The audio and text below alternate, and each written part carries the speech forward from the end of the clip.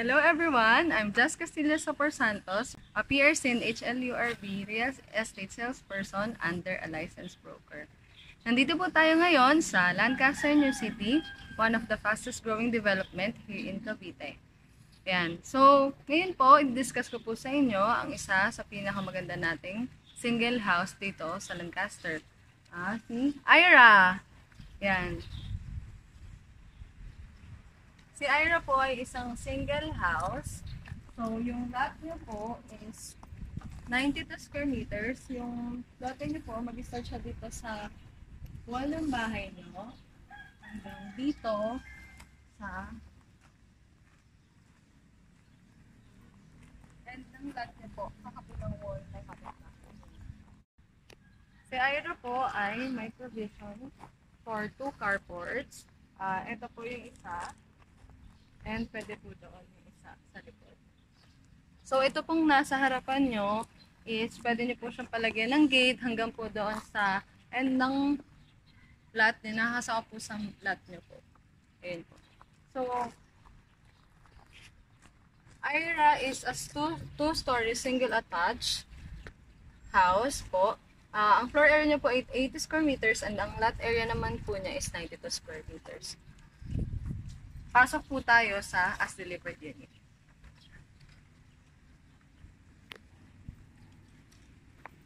Pagpasok niyo po, ito po yung ating living area. So, pwede po kayo dito maglagay ng television nyo. Tapos yung L-shape na sofa. Pwede po kayo maglagay dito ng inyong table. So, pag over po itong ating Ira, meron na po siyang wide main. And pwede rin po ito pagbaguhin yung color. So, depende po sa inyo kung ang gusto nyo color. Meron na rin po siyang lagayan ng mga ilaw and mga saksakan. Meron na rin po siya. Tapos po, ito naman po ang inyong dining area. So, pwede po kayo dito maglagay ng inyong table and chairs. Yan. Yan. So, dito po sa baba, adjacent to your living area is your first bedroom. Ito po yung first bedroom natin dito sa baba. So, yan po. Same lang po, ito po yung kanyang window. Makapansin niyo po, malaki po yung window natin. So, para po makapasok yung light and fresh air. Yan.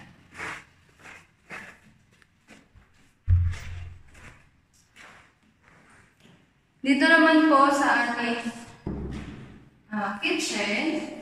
Ito naman po sa ating kitchen. Ito po yung ating kitchen ng Ira. So, meron lang po siyang kitchen top, cabinets po. So, ito po yung as delivered natin. Pwede niyo po siya palagyan ng cabinets po sa taas or dito po. Yan. Dito niyo pwede ilagay yung ref, yung mga appliances niyo po. And sa baba rin po, meron tayong bathroom. Pag turn over po siya, meron na pong bowl, lavatory, lalagyan po ng tissue, shower, and faucet po. Nakatile na rin po siya. Yan. Yan. Si Ira po, meron din siyang back door dito po sa my kitchen. So, dito rin po yung palabas papuntang laundry area. So, ito po, yan, sako po yan ng lupa nyo. Pwede nyo po yun pa-extend for dirty kitchen or pwede nyo rin po siyang gawing laundry area. Nakikita po tayo sa second floor. As you can see po, yung ating stairs, ay wala pa po siyang tiles, pero you have the choice, ang maganda po dito, you have the choice po na kung gusto nyo siyang palagay ng, kung gusto nyo ipalagay po is tiles or wood tile veneer or wood planks, yan, so pwede po. And pwede nyo rin po, ito po, pag turn over, meron na rin po siyang staircase. So, makikita nyo po, mataas po yung ceiling natin. Perfect po siya kung gusto nyo magpalagay ng drop ceiling or drop lights po. So, pag-akit nyo po, meron po tayo dito hallway. So, katapat niya po ay restroom or bathroom na may access po sa ating common area and sa ating master's bedroom. Ayan. So, katulad din po sa baba, may tiles na rin po yung ating banyo. May shower, may faucet, may lalagyan ng tissue, and may bowl and lavatory na rin po siya.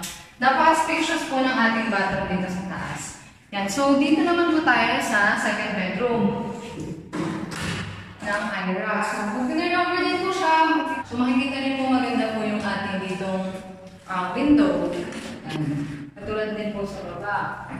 So, ito po, pwede rin po siyang palagyan ng grills or pwede rin po siyang access. Kung gusto niyo pong magpalagay ng balcony sa likod, pwede niyo po siyang gawing access. Yan.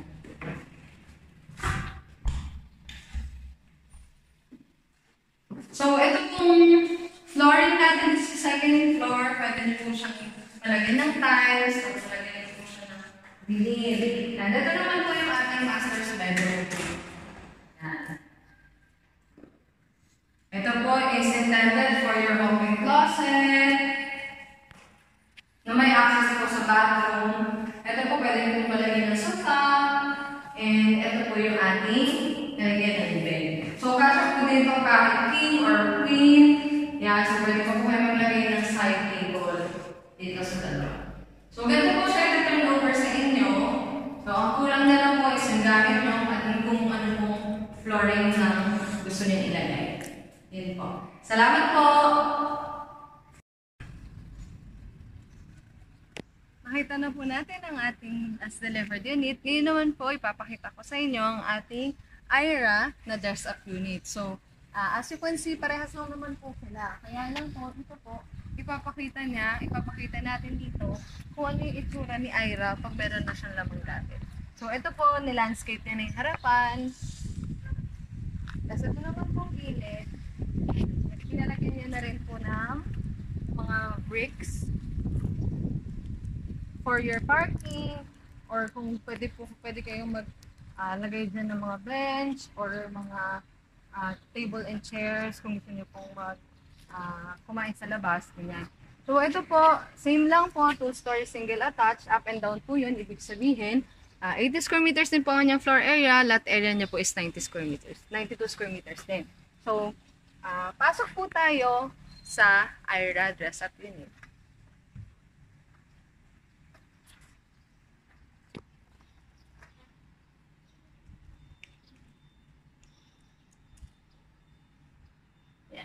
Ito po yung sinasabi ko sa inyo kanina. So, pwede nyo pong palagyan ng L-shape po na sofa. Pwede nyo po palagyan ng center table. And makikita nyo po ang ganda po ng lights. Nakadagdag po kasi ng ganda yung lights sa bahay. So, yan. So, mapapansin nyo po, siguro nagtatanong kayo, bakit ang laki ng curtain, sa kabila walang curtain. So, ito po as is dress-up unit. Yung ginawa niya po sa back door, dito ay pinagawa niya ng sliding. So, pwede naman po kasi yung lupa na nandito sa labas is sakop pa po ng inyong lupa, ng inyong property. Ayan. So, mapapansin niyo rin po na yung mga gamit, kahit malaki po yung mga gamit na nilagay nila, is kasya po sa inyong dining. Ayan, ang ganda po ng ceiling.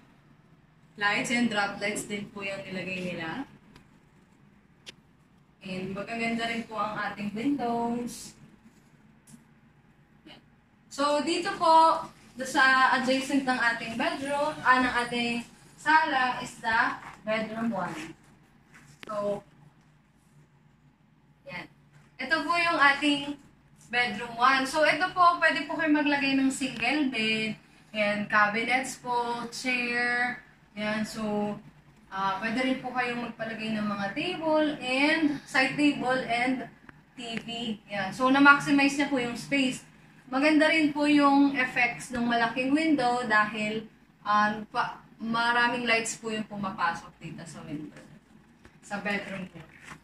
So, dito naman po is yung ating kitchen. Yan. Sobrang ganda. Kanina, nasabi ko po sa inyo, di ba yung turnover natin is ganito lang, isang diretso lang. Pero dito po sa ating dress-up unit, pwede po kayo magpalagay dito sa taas. Dito, kanina wala ito. So, pinalagyan niya po, lagyan ng appliances. Yan, cabinet sa taas. So, maganda na po siya. Sobrang ganda na. Yan, dito yun po sa katapat niya is yung first bathroom po. Yan. Tingnan po natin.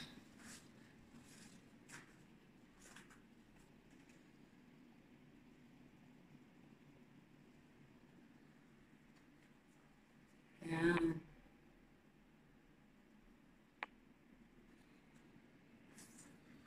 And yung ating back door. Yan. Which is yung ito po yung sinabi ko sa inyo rin kanina na pwede natin gawing dirty kitchen or service area, laundry area, yan po. So, ito po is connected po sa inyong lupa dito sa gilid. Ayun yung sabi ko po sa inyo, pwede nyo gawing parking lot or pwede nyo po palagyan ng mga chairs or food. So, ito po pala, itong part ng lot nyo, pwede nyo po siya palagyan ng gate or pwede nyo rin po siyang pasaraduhan for extension.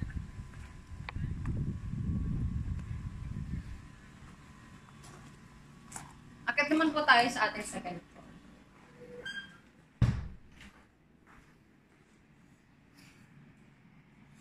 Ito po yung stair steps niya. Ginawa niyang wood.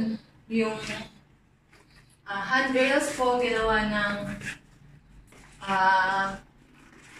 metal and may wood po na hawakan. So, yan. Ang ganda rin po. Ito po yung sasabi ko sa inyo kanina na maganda lagyan ng lights.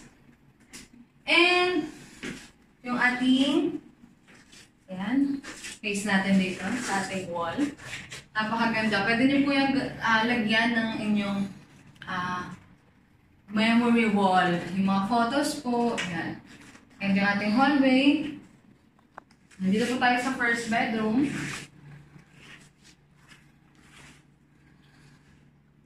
Yan, dito po sa second bedroom natin.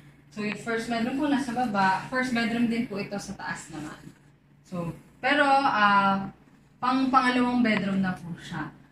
So, dito po sa taas may dalawang bedroom. So, ito po yung una natin dito. So, pwede nyo pong lagyan ito ng single or double po na kama.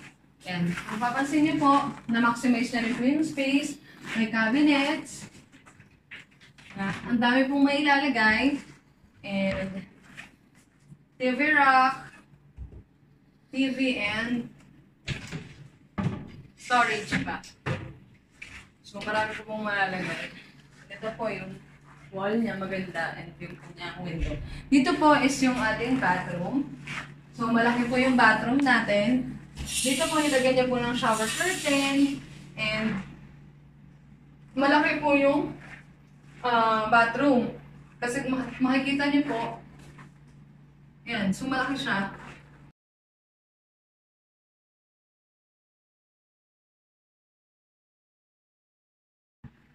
Yan, so ito po yung ating bathroom dito sa taas. Ang ganda po ng salamin. So ito po yung ating lavatory. And ito po ang ating bathroom. So, may access po tayo dito sa master's bedroom and may access din po dito para naman po sa isang bedroom. And ito na po yung ating master's bedroom. So, malaki, sobrang laki po ng master's bedroom natin. Dito po pwede nilagay yung inyong closet. Pwede nyo rin po itong gawing walk-in closet kasi malaki pa po yung space. And ito po yung pwede pong gawing living area sa inyong bedroom. And yung ating lalagyan ng bed. So, kasya po yung dito yung queen size, double, and pwede po maglagay ng side table. Kung mapapasin niyo po, ang ganda rin na nilagay dito. So, accent bar siya dito sa bandang bed. And marami rin pong windows dito sa bedroom sa masters.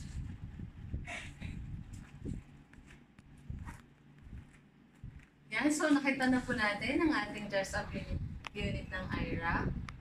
So, IRA po, reservation po ng ating IRA is 40,000 only. And pwede na po tayo mamili ng unit at pwede po natin ilagay under your name. Kung OFW po kayo or locally employed or businessman, so pwede po kayong mag-message sa amin.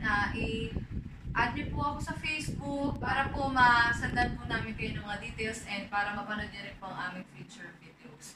So, kung may katanungan po kayo, inquiries, so you can contact us at 0917-651-0005 po. So, maraming salamat po. Again, I'm Just Castillo Sapor Santos. I'm on Facebook, Instagram, yan. Ilalagay ko po sa baba yung aking link. Maraming salamat po. God bless.